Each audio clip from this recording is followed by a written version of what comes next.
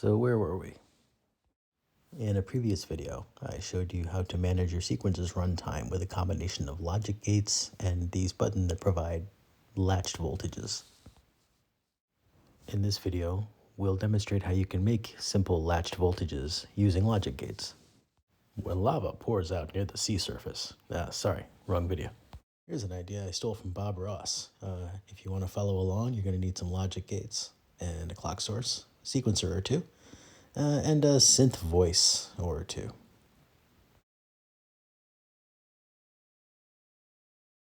Let's start by making our latching mechanism. You're going to need two OR gates and two inverters, or two NOR gates if you happen to have those modules. I don't. Mult the inverted output of each OR gate into one input of the other OR gate. You'll need two separate sources for pulses to patch into the remaining OR inputs.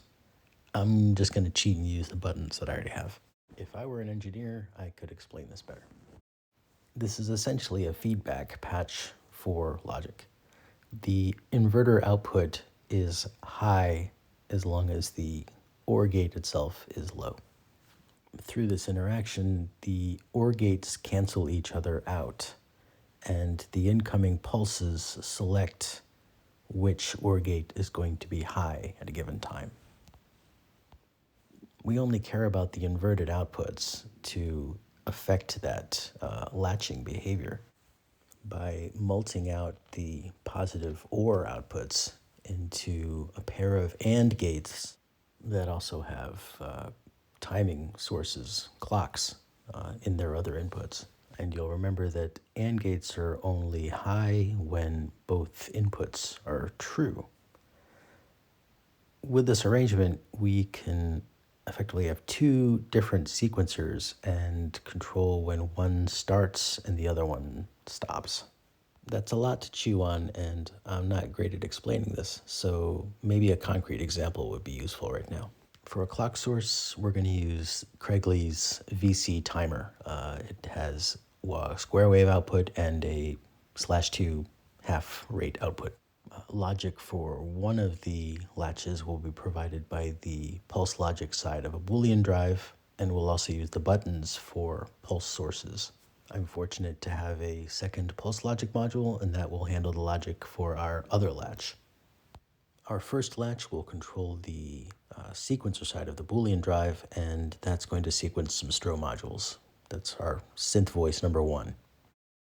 Our second latch will control a LaSec-X sequencer and a radio music adaptation for Bug Brand by Scrotum Lab, otherwise known as Latches, and that is our second synth voice. Here's another snapshot of our patch with a little bit of markup to describe our clock source. Let's listen to it in action.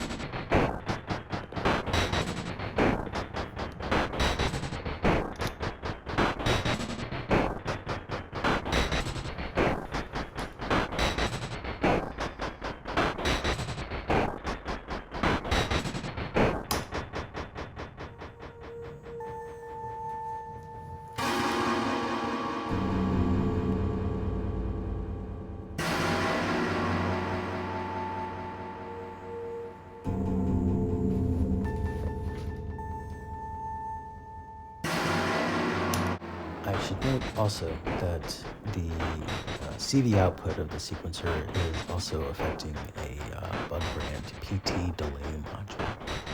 What's kind of fun about this is that when you toggle over to the other latch, the CV value just stays wherever the sequencer stops when you toggle sequencers.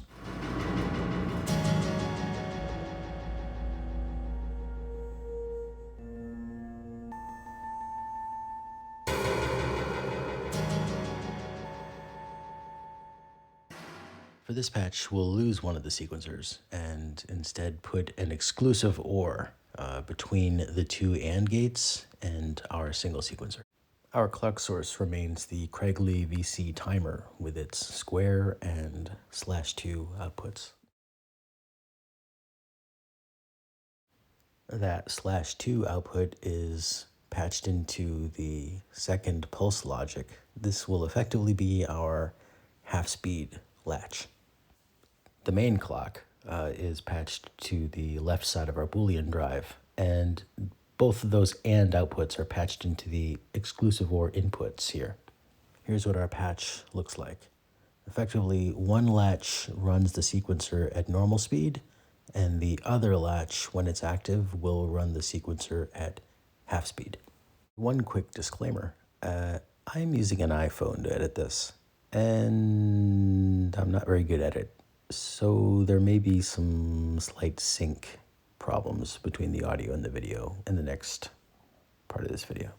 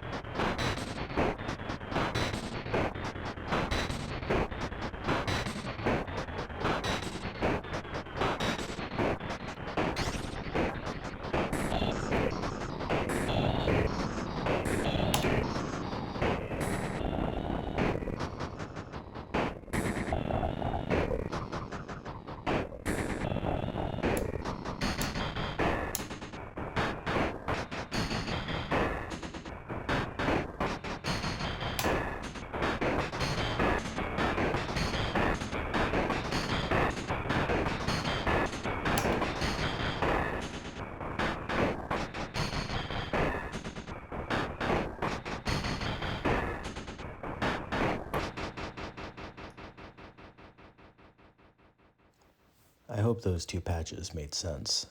I will post some links to the JPEGs I used to describe these patches in this video somewhere.